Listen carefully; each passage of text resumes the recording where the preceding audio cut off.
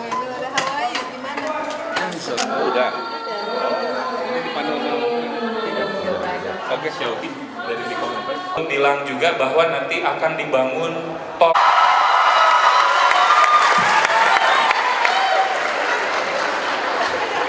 Assalamualaikum Kang Damang. Waalaikumsalam. Selamat siang, salam buat teman-teman semua.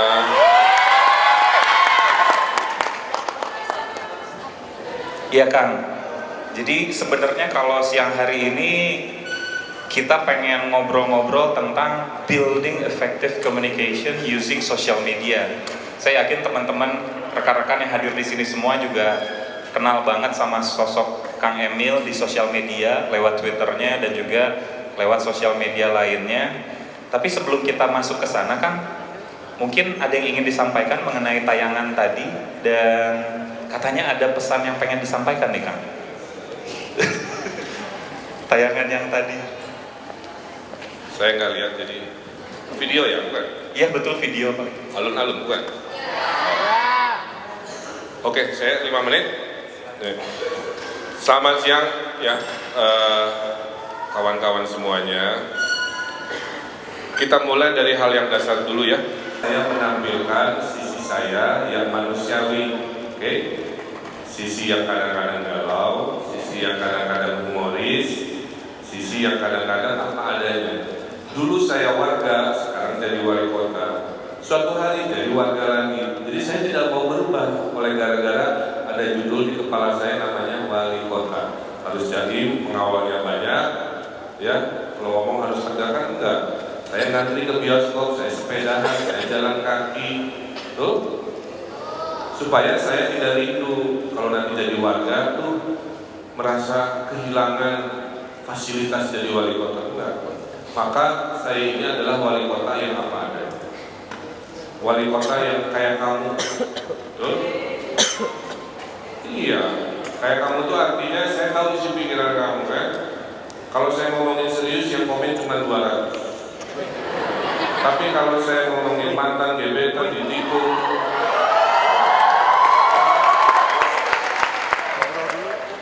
jomblo akut, bunga asmara, itu yang namanya bisa 5.000. Kan terang JTO, jomblo di orok. Nah itu saya mungkin kapan-kapan perlu dibahas Kang Emil.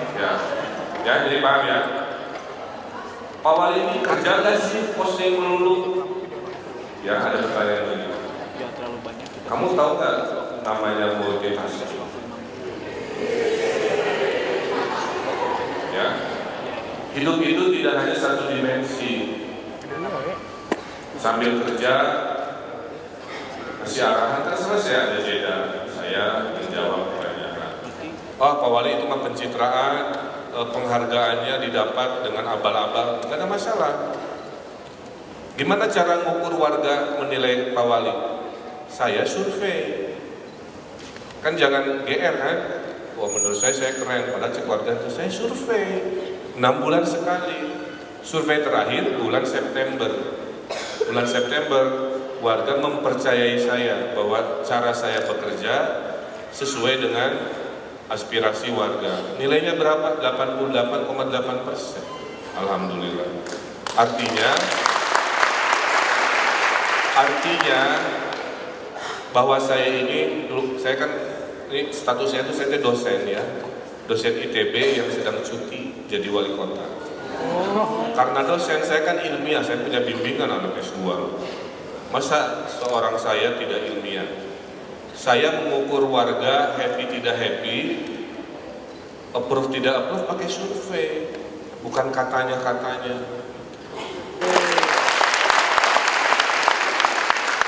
Itu Pak. Jadi gimana saya memberitakan hal-hal yang tidak mau diberitakan oleh media mainstream? Ya saya punya media sendiri, saya posting, saya klarifikasi, saya jawab. Betul ya? Jadi ini cara hari ini. Sehingga orang yang beranggapan kalau Pak Wali rajin banyak posting sama dengan tidak banyak kerja, itu pikiran jadul. Saya ini anak Twitter yang jadi wali kota. Jadi setelah jadi wali kota tidak ada bedanya. Saya nge-tweet, saya jawab, saya lawan, saya gitu kan. Nah itu situasi hari inilah kira-kira begitu ya. Jarang kan ya? Karena saya ngebodor dikit, kayak orang marah makanya yang lucu juga dinyinyirin. Kalau Instagram isinya anak muda dan orang-orang humoris. Nah saya lebih nyaman di Instagram. Sekarang followernya 4,4 juta, alhamdulillah. Jangan lupa follow Ridwan Kamil ya. Endorse kan? Nggak Promosi endorse. bukan endorse. Interaksinya paling tinggi katanya untuk pejabat ya, 20 juta akun per bulan interaksi. Jadi kalau ada media namanya Ridwan Kamil ya, itu 4,4 juta ditambah 1,7 juta Twitter ditambah 20 juta Facebook, itulah koran. Sebagai koran Anda kan berlangganan terhadap koran yang namanya Ridwan Kamil. Apa ekspektasi Anda? Ekspektasi Anda membaca berita dari langganan, maka saya posting. Saya bagi-bagi genrenya, pengetahuan, ada kan? Miloh di sana begini. Nasihat, sering kan saya kasih nasihat ya, jangan galau, semangat. Saya posting tentang kerukunan beragama, betul? Bahwa kita harus menjahit persatuan dari kain-kain perbedaan yang ada orang pakai pensi putih lagi hai dengan biarawati. Itulah Indonesia. Saya menjawab tuduhan, saya posting di situ. Saya sisi romantis ada 10% kan, separuh aku cinta dan sebagainya, nyemangatin ya buat anda semua. Kerja sering disebut pencitraan karena memposting kerjaan. Gak kedengeran disebut makan gaji buta, betul? Kayak kerja. Itulah dunia hari ini kira-kira ya. Dunia hari ini penuh dengan multi-persepsi. Maka media sosial ini harus kamu gunakan baik-baik. Antara kamu yang pintar anak Unpad dengan anak SD yang masih kelas sama-sama punya Twitter. Bedanya kamu sudah dewasa, si anak SD belum dewasa. Apa yang terjadi? Kamu bisa meramu kata-kata yang baik, anak SD kalau malam dia pakai bahasa kasar. Saya pernah dimaki pakai kata binatang di Twitter. Gara-gara dia tidak bisa masuk ke sekolah yang dia inginkan. Saya kelas 6 SD, maki-maki wali kota dengan bahasa goblok. Wali goblok, ya bahasanya itulah ya. Jadi media sosial ini berbahaya bagi orang yang tidak siap secara etika. Seperti kamu.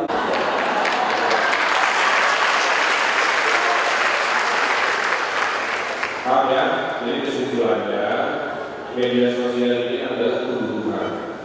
Dipakai oleh warga, kebutuhan warga, dipakai oleh wali kota, kebutuhan wali kota.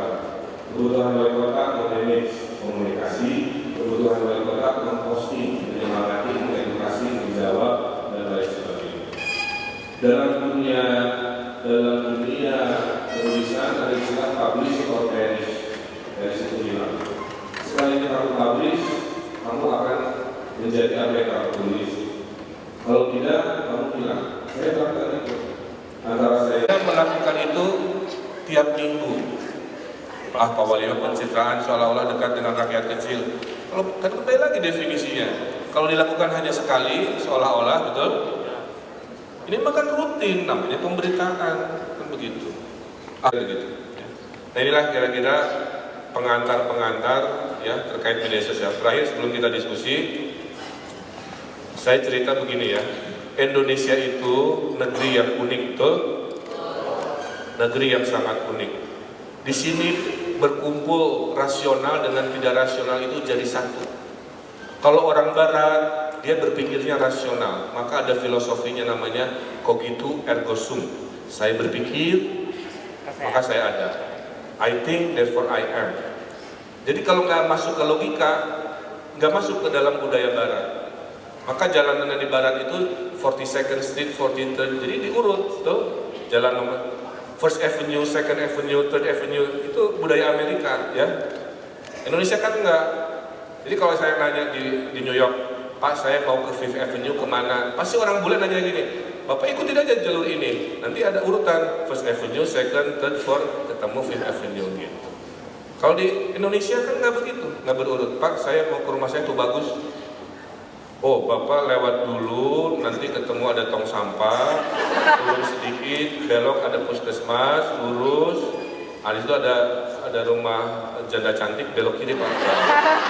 Nanti ada pohon beringin. Nah di situ. Itu cara orang Indonesia, ya. Maka jangan heran orang Indonesia itu rasionalnya apa? Kamu punya HP smartphone sama kayak orang Barat, tapi kamu percaya hantu juga, suster ngesot.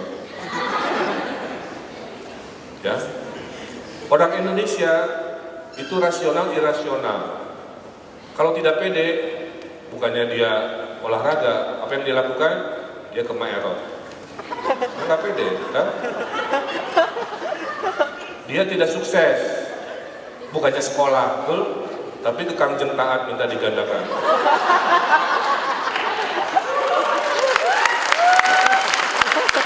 Itu orang Indonesia yang nge-follow profesor pula, ya. Nah, Indonesia hari ini seperti itu. Indonesia berikutnya adalah negeri yang cerewet. Kamu ini budayanya budaya ngobrol, makanya arisan itu laku di Indonesia. Ngocoknya 2 menit, gosipnya 2 jam. Kamu ini gak hobi menulis dan gak hobi membaca, itu Indonesia hari ini yang harus kita lawan. Penduduk Jepang itu sepertiganya Indonesia, tapi bukunya 10 kali lipat publikasinya dari orang Indonesia. Betapa orang Jepang itu rajin menulis, kita mah malas, kita mah ngobrol budaya. Orang Jepang dan lain-lain rajin membaca. Indonesia indeks bacanya hanya ranking 60 dari 80 negara. Orang Indonesia hanya baca buku 27 lembar setahun, itu pun buku tabungan. Apalagi halaman terakhirnya mengecewakan. Paham ya? Jadi ada baiknya ada buruk. Nah, budaya celoteh ini, budaya ngobrol ini menemukan salurannya. Hei, ada media sosial, si negeri Indonesia yang hobi ngobrol ini ketemu, wah kan? Makanya di HP masing-masing coba cek. Ada berapa grup? SD grup, SMP grup, SMA grup, hijabers grup, sepeda grup. Tuh. Mudah-mudahan Anda semua yang mendengar cerita saya bisa memahami ya, bahwa media sosial itu adalah alat hari ini. Ya. Ibu saya kasih Samsung terbaru. Yang dia pakai cuma SMS dan telepon. Emil udah makan, udah sholat, itu aja tiap hari. Anak saya kasih HP juga, kan dia pakai semua. Ngecek YouTube, nonton Running Man, dan sebagainya. Kan? Jadi generasinya sudah beda. Anak saya nggak pakai jam loh, nggak pakai begitu. Papa manggilnya kan, papa ngapain sih pakai jam? Ya buat lihat waktu kan. Tapi kan ada di HP. Jadi generasi hari ini smartphone itu is everything, segalanya. Saya gunakan media sosial untuk mengedukasi, saya gunakan media sosial untuk menghibur. Saya bilang, hei warga Bandung, kita dapat piala liburan. Saya mah keren, ngomen nanti 200. Pas saya bilang, hei warga Bandung, bersegeralah menikah atau saya suntik mati, ya komen di dalam. Jadi mengedukasi, menghibur, menjawab dan lain-lain. Saya kira itulah communication, effective communication di dunia hari ini. Mari kita gunakan, mari kita berinteraksi. Kita tidak bisa silaturahmi fisikal, minimal kita bisa silaturahmi digital. Orang nanya ke saya segala rupa kan, tadi dari Jalan Bolong sampai Bencong, sampai nanya, caranya kain gimana? Saya jawab ya, udah gini aja pengalaman saya, kamu deketin ibunya aja. Si perempuan itu biasanya nurut sama ibunya. 2 hari lapor lagi, saya kira udah selesai. Pak berhasil, tapi ibunya jatuh cinta sama saya. Lumayan lengkap daripada harapan saya ibunya nanti. Terima kasih.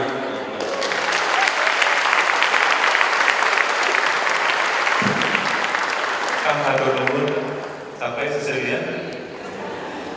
Mahasiswa saya ngomongnya tinggi-tinggi kan males ya. Nah, ngomongnya santai aja kayak begini. Penting pesan. Jadi kuncinya yang penting pesan sampai. Gaya bahasa menyesuaikan. Nah, gaya bahasa menyesuaikan. Itu yang saya lakukan. Tapi saya itu sedih ya. Ini anak-anak Bandung hari ini, bahasa Sundanya itu dia nggak pakai ilmu. Bahasa Sunda itu ada pundak musuh bahasa, ada level. Kamu ngomong ke binatang makan itu jatuh. Kamu ngomong ke sesama teman ngomongnya dahar. Kamu ngomong ke ibu kamu bilangnya tuang. Dan anak-anak hari ini nggak bisa membedakan itu. Jadi kadang-kadang ke sesamanya pun ngomong kasar. Dan yang dikasari tidak tersinggung. Ya. Kalau Akang melihatnya ini apakah memang tanggung jawab orang tua kalau contohnya si anak kecil tersebut, atau memang kita sendiri yang memang harus belajar untuk menjadi lebih cerdas dalam bersosial media? Gimana? Yang sering tidak dipahami. Maka saya sedih ada anak dijewer, ada orang tua lapor polisi. Ada anak ngangkangin guru yang matanya rabun dengan gaya-gaya yang terakhir diposting yang tidak senonoh dan lain sebagainya. Jadi tanggung jawab etika ini tanggung jawab bersama. Saya ini wali kota, followernya 4,4 juta. Saya tahu kalau saya salah nulis, saya salah kalimat, itu orang akan merespon negatif kan, dan lain sebagainya. Karena saya lihat yang follow saya juga banyak anak SD. Yang follow saya anak saya sendiri SMP. Apa kok lucu di medsos kalau di rumah garing kan? Anak saya. Jadi saya akhirnya tahu kalau saya mau post si anak saya kan pasti lihat. Saya juga harus hati-hati. Kira-kira gitu. Jadi poin saya, mari saling mengingatkan teman-temannya. Kalau menggunakan medsos untuk keburukan, mari mengingatkan kalau menggunakan bahasa kasar. Ya, mari ingatkan teman-teman kalau menggunakan medsos berlebihan, kira-kira begitu. Kalau itu kita lakukan oleh orang-orang dewasa seperti Anda, insya Allah media sosial ini menjadi alat paling efektif dalam menggerakkan perubahan. 2, 3. 1 yang hijau, 2 yang belakang, 3 yang jilbab. Gemeteran begini. Ini mah pengen selfie gini. Iya. Pertanyaannya. Itu aja. Di sini Kang. Jadi gini Kang. Nama dari mana? Ya. Nama saya Muhammad Rafi Syahbudin. Saya bukan anak mahasiswa Kang. Saya asal orang Subang, tapi saya sekolah di Mancipasung, Tasikmalaya. Cuman lihat ada acara jurnalis, saya perwakilan dari BRONIS, Broadcasting and Journalistic Mancipasung. Nah, itu hebatnya orang Sunda, hobi pakai singkatan. Apa tadi BRONIS? BRONIS, Broadcasting and Journalistic. Kecamatan Antapani antara cinta tapi tewani. Tewani.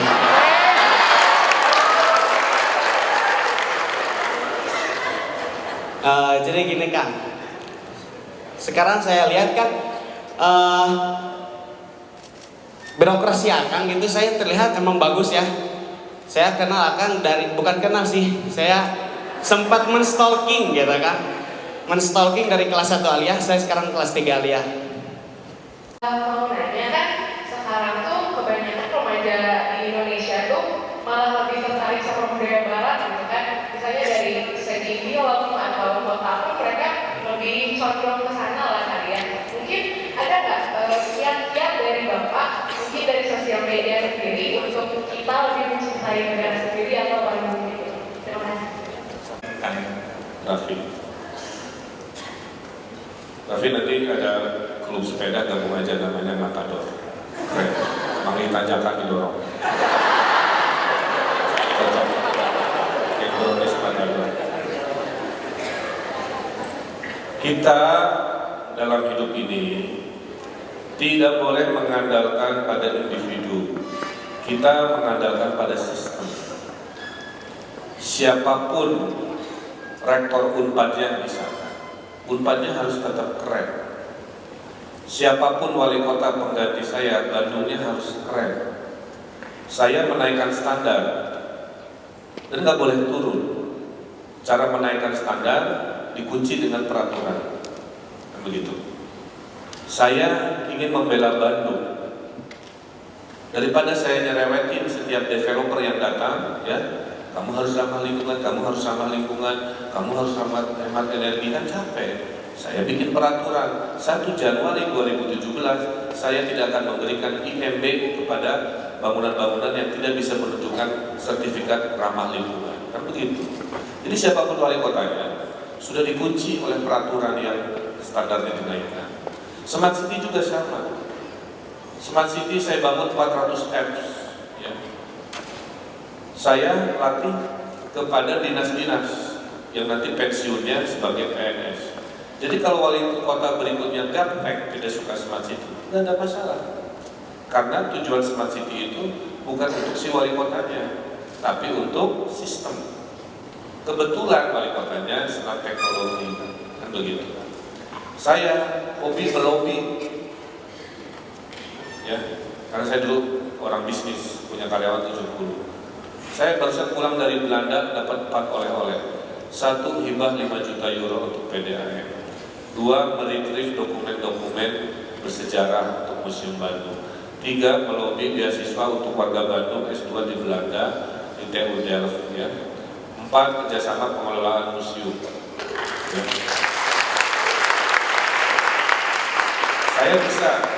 Saya bisa karena saya dulu 7 tahun tinggal di luar negeri, okay? Itu dunia saya. Kalau nanti wali kota berikutnya nggak bisa bahasa Inggris, nggak suka begini, nggak ada masalah. Kenapa? Karena di organisasi baru saya ada namanya bidang hubungan luar negeri. Sebelum saya wali kota nggak ada, saya bikin. Jadi siapapun wali kotanya nggak pede bahasa Inggris, si bidang hubungan luar negeri itu yang melanjutkan. Betul? Saya hobi desain, senang desain trotoar, desain taman, desain yang terlihat keren-keren. Nanti kalau wali kotanya nggak arsitek lagi gimana? Saya bikin namanya bidang desain dan kualitas pembangunan. Jadi kalau nanti wali kotanya nggak suka desain, si bidang desain ini yang memastikan bangunan harus keren, kan gitu kan? Kira-kira begitu. Ya. Jadi jangan mengandalkan pada individu, mengandalkanlah pada sistem. Jadi jangan khawatir. Jadi jangan dikira saya tidak rindu jadi warga. Paling enak itu jadi warga, asal Bandungnya beres, kan betul. Kalau jadi wali kota mah banyak halangan, banyak aturan. Jadi warga mah seru, mau ngapain aja terserah, betul. Nah, jadi sebenarnya yang paling enak itu jadi warga di mana negaranya beres, kira-kira. Kenapa budaya Korea selalu disukai? Karena memang keren. Kitanya jangan marahin budaya Koreanya, kitanya bikin keren supaya kita bisa, si warga bisa memilih yang memang keren. Contoh, film Warkop DKI Reborn kan pecah rekor 5 juta penonton kan? Karena keren, bikin lucu. Saya pulang ke rumah, dicerita true story ya, malam-malam jam 11 rindu keluarga. Ngecek mertua saya di kamar lagi nangis nonton The Hands.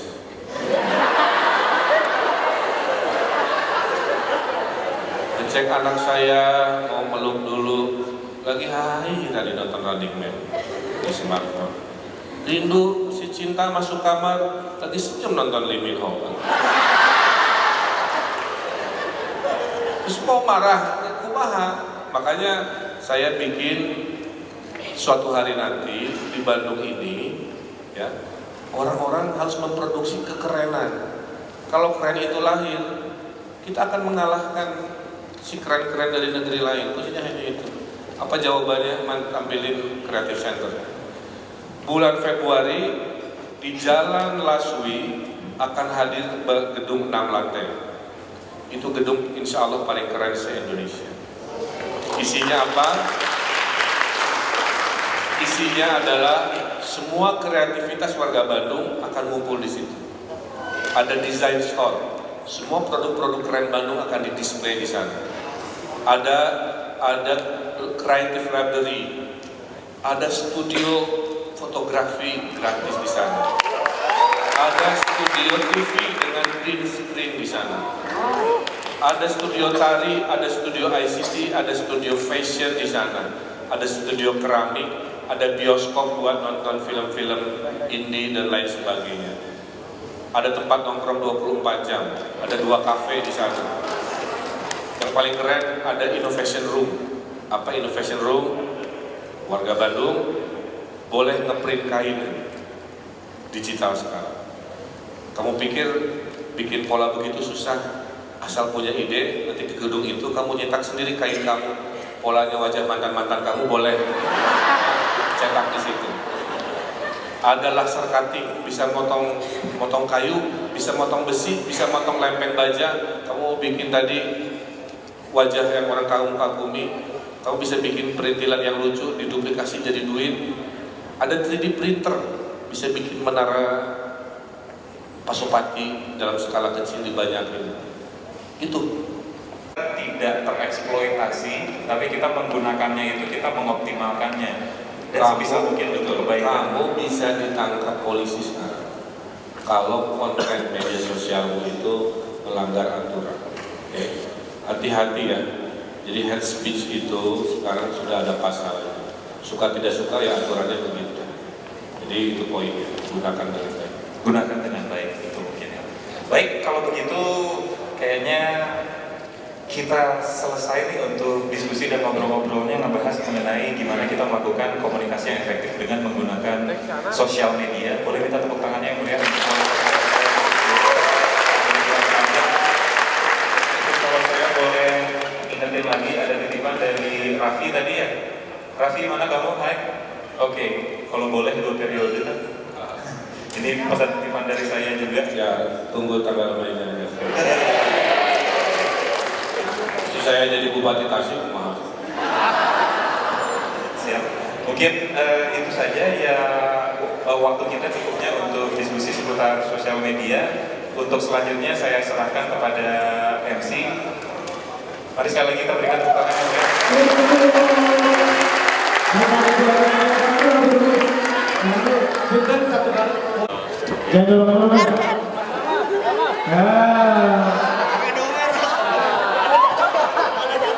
Nah, ke bawah. Oke,